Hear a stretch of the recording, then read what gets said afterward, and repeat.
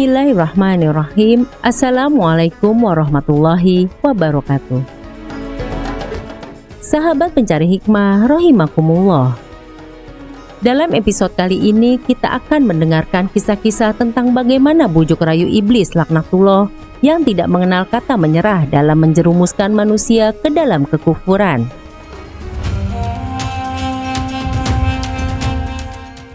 Yang pertama adalah kisah tentang Barsisha, seorang ahli ibadah yang menyembah iblis menjelang kematiannya.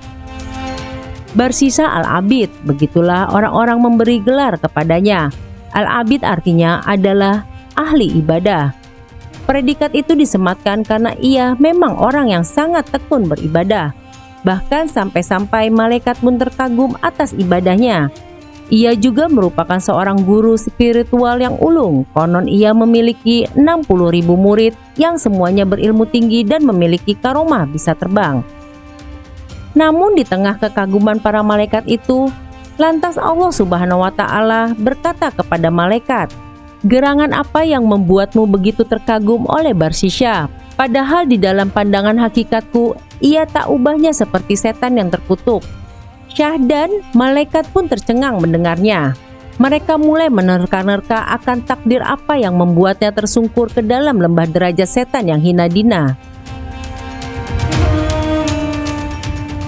Al-Kisah Barsisha memiliki sebuah karomah, yaitu apabila ia menemui orang gila dan kemudian menyentuhnya, maka seketika orang gila tersebut sembuh. Kisah tragis ini terjadi pada saat ia menangani seorang gadis anak raja.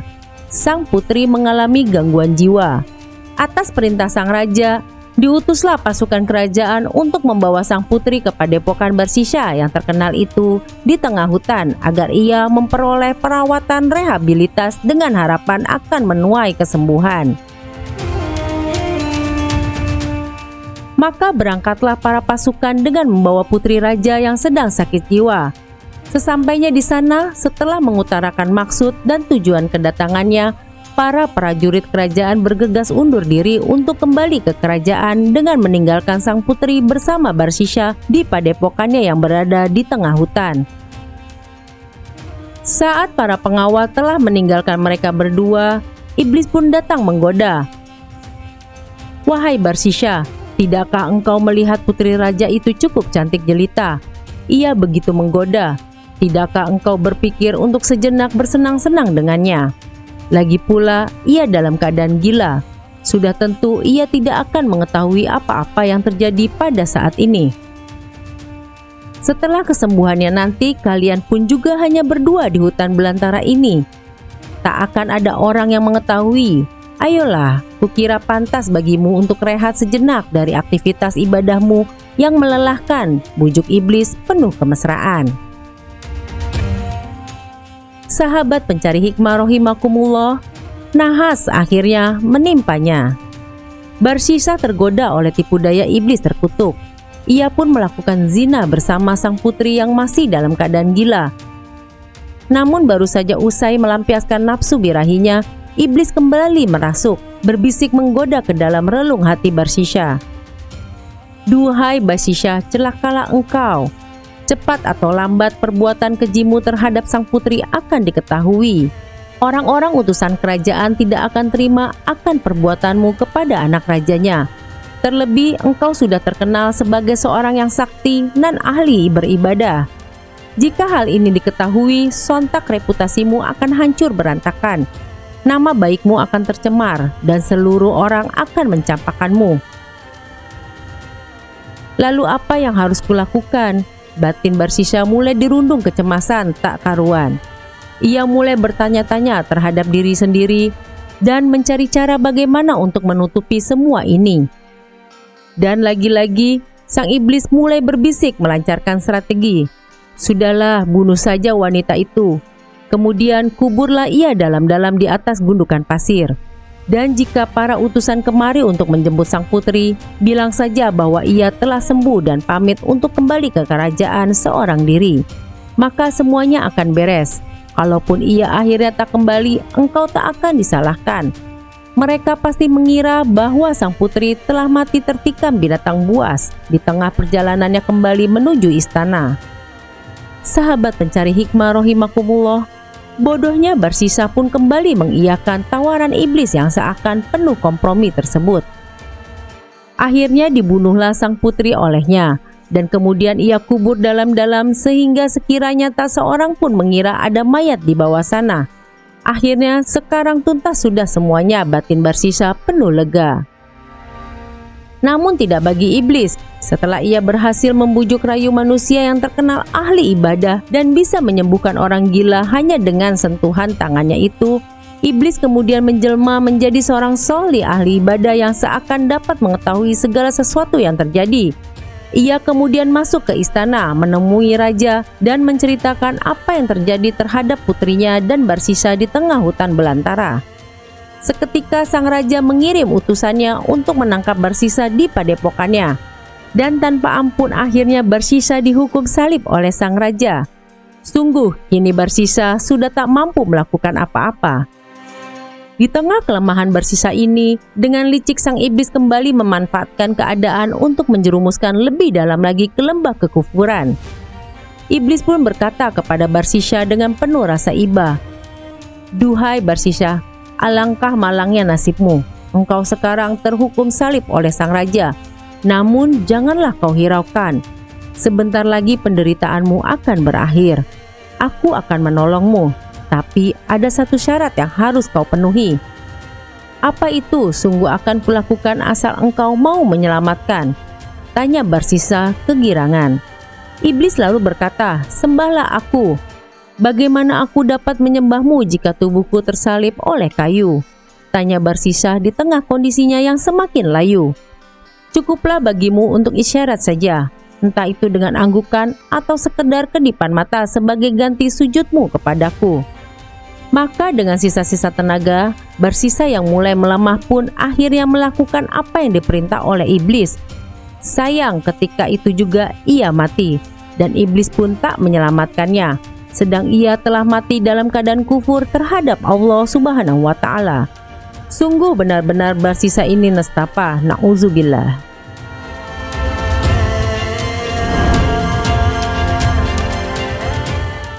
Sahabat pencari hikmah rahimakumullah, kisah selanjutnya adalah seorang ahli ibadah yang selalu membawa bangkai tikus dalam setiap ibadahnya.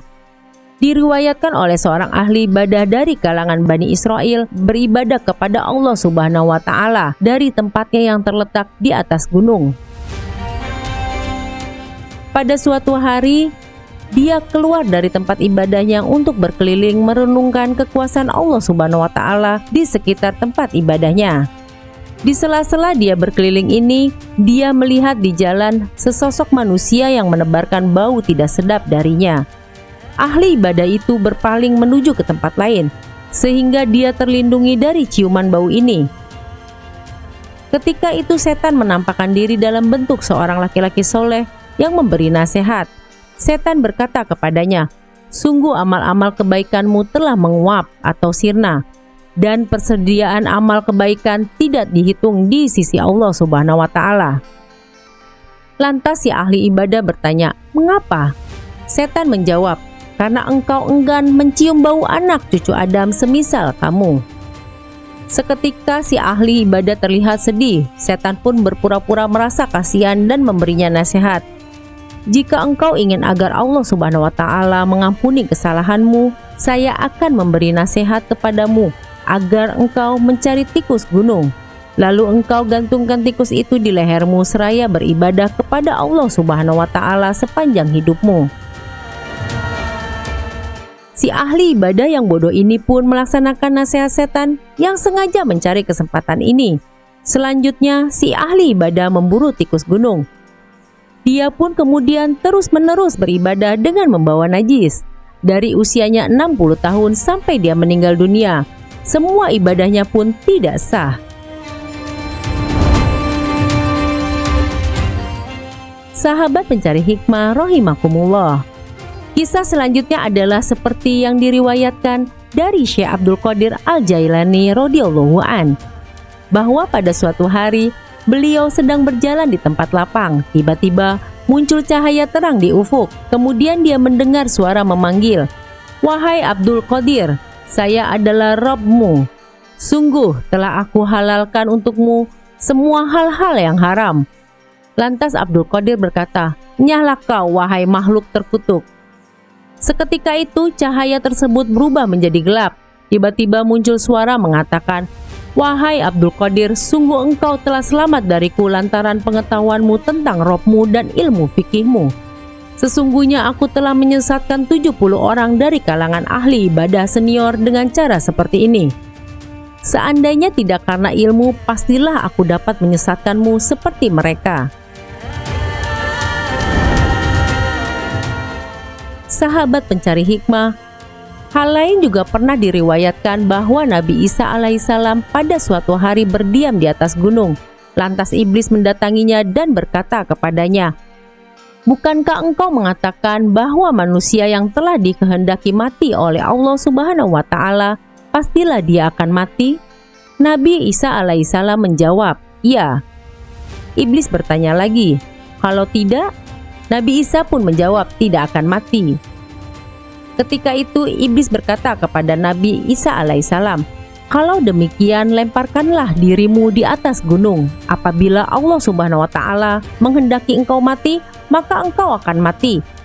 Dan jika dia tidak menghendaki, maka engkau tidak akan mati." Lantas Nabi Isa alaihissalam berkata kepadanya, "Enyahlah kau, wahai makhluk terkutuk. Sesungguhnya Allah lah yang menguji hambanya, sedangkan hambanya tidak berhak mengujinya."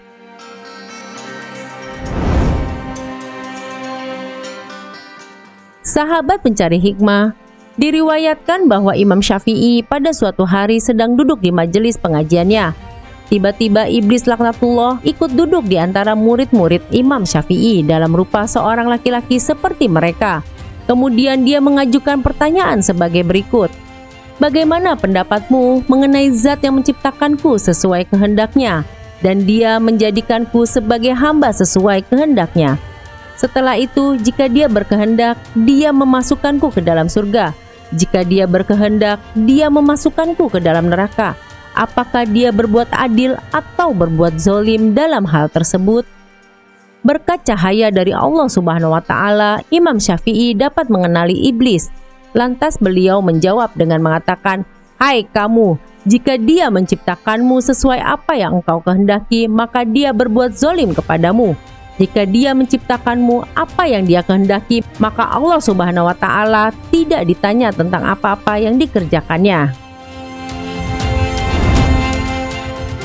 Sahabat pencari hikmah, diriwayatkan bahwa ada seorang laki-laki dari kalangan Bani Israel berpuasa selama 70 tahun.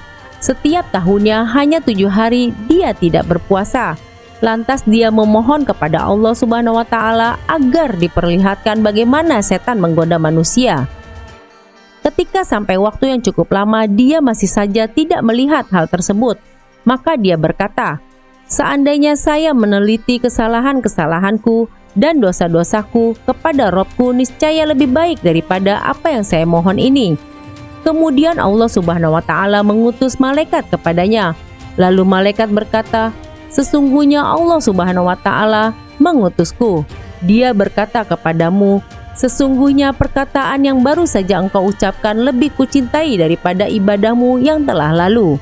Sungguh Allah Subhanahu wa Ta'ala telah membuka tabir matamu, maka lihatlah." Lalu dia pun dapat melihat. Ternyata bala tentara iblis mengelilingi bumi. Dengan demikian tidak ada seorang pun melainkan dikerubuti setan sebagaimana lalat mengkerubuti bangkai. Lantas dia berkata, "Wahai Robku, siapa yang dapat selamat dari hal ini?" Rob menjawab, "Orang yang mempunyai warok dan lemah lembut."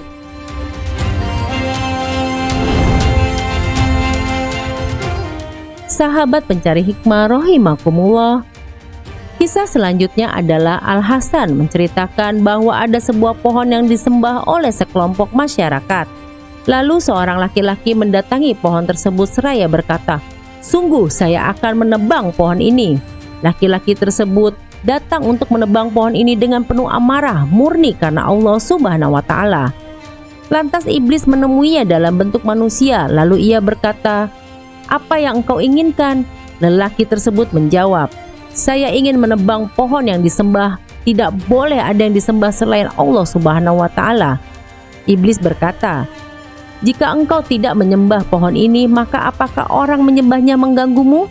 Laki-laki itu menjawab, "Sungguh, saya akan menebangnya." Lalu setan berkata kepadanya, "Apakah kamu mau sesuatu yang lebih baik buatmu, yaitu kamu tidak menebangnya dan setiap hari kamu mendapati 2 dinar di bantalmu di pagi hari?" Dia bertanya, "Dari siapa 2 dinar tersebut?" Setan menjawab, "Dariku untukmu." Selanjutnya dia pulang, dia pun menemukan 2 dinar di bantalnya. Setelah itu keesokan harinya dia tidak menemukan apa-apa di bantalnya. Lalu dia bangkit dengan penuh emosi hendak menebang pohon. Lantas setan menjelma dalam bentuk manusia dan berkata, "Apa yang kau inginkan?" Dia menjawab, "Saya ingin menebang pohon yang disembah selain Allah Subhanahu wa Ta'ala." Setan berkata, "Kamu bohong, kamu tidak mempunyai kemampuan untuk melakukannya." Dia masih tetap pergi untuk menebang pohon. Lalu setan membantingnya ke tanah dan mencekiknya sampai hampir mati. Lalu setan dengan penuh emosi berkata, "Maka saya tidak mempunyai kemampuan untuk mengalahkanmu. Maka saya menipu kamu dengan 2 dinar. Lalu aku tidak memberikannya lagi ketika engkau datang dengan penuh emosi karena 2 dinar, maka saya dapat menguasai kamu."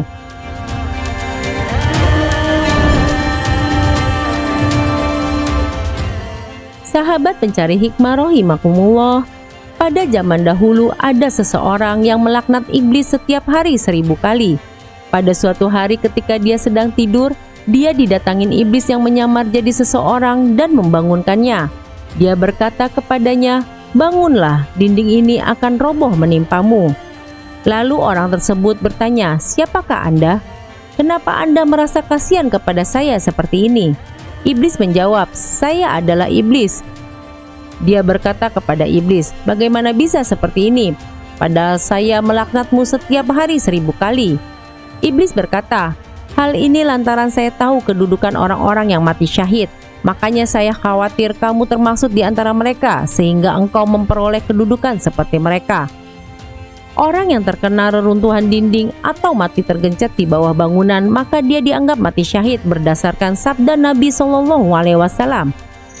Orang-orang yang mati syahid ada 5, yaitu orang-orang yang terkena penyakit pes, orang-orang yang sakit perut, orang-orang yang tenggelam, orang-orang yang tertimpa reruntuhan, dan orang-orang yang mati syahid di jalan Allah Subhanahu wa Ta'ala. Hadis riwayat Muslim.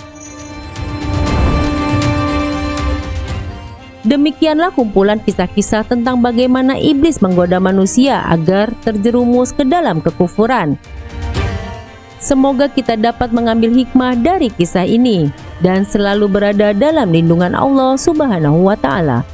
Wassalamualaikum warahmatullahi wabarakatuh.